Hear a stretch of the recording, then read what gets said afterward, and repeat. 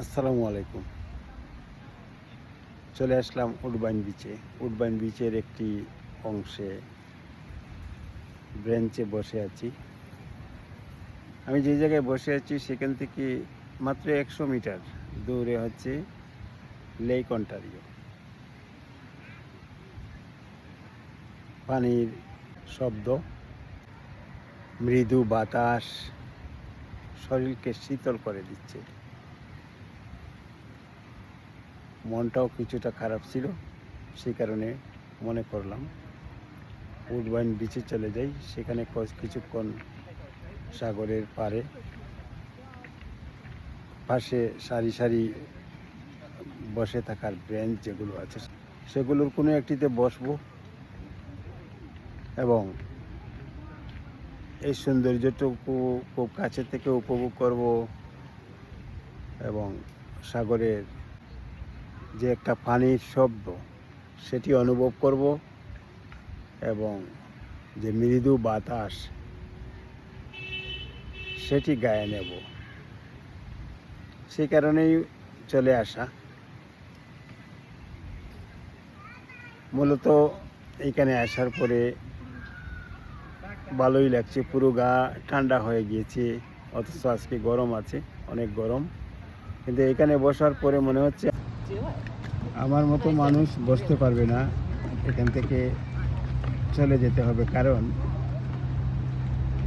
ঠান্ডাও, আমার হাত দুটো শীতল হয়ে গিয়েছে, কারণ আমার পরনে টি শার্ট, দুটি হাতই মনে হচ্ছে ঠান্ডা হয়ে গিয়েছে। সে কারণে খুব একটা সময় বসা যাবে না, চলে যাব। আমি যে উদ্দেশ্যে এসেছিলাম, একটু মৃদু বাতাস এবং সাগরের উত্তাল ভাব সেটি খুব কাছে থেকে অনুভব করব, উপভোগ করব, সেই কারণেই আসা। বাট দুটি আমার হয়েছে উপভোগ করা। এখন আস্তে আস্তে চলে যাব, কারণ ঠান্ডা গায়ে অনুভূত হচ্ছে, ঠান্ডা লাগছে।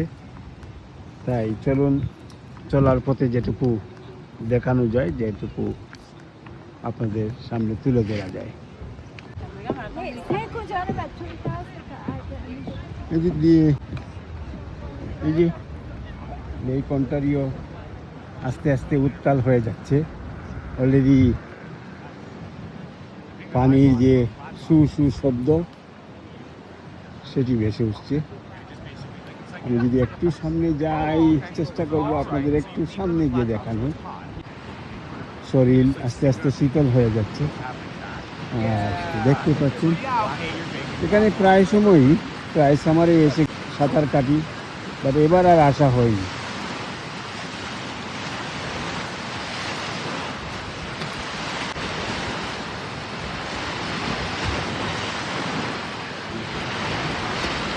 সাগরের পানির যে একটা শব্দ সেটি আপনারা শুনতে পাচ্ছেন। একটু আগেও দেখেছিলাম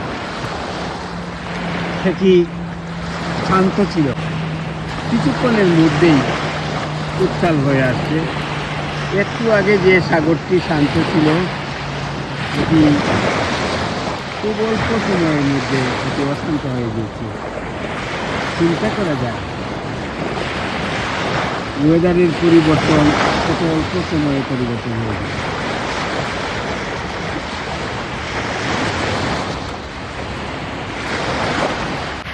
বিশ্বের বিভিন্ন দেশ থেকে যারা টরন্টোতে পা রাখেন তারা এই বিচে আসেন একবার হলেও এবং এই বিচের সৌন্দর্য উপভোগ করেন।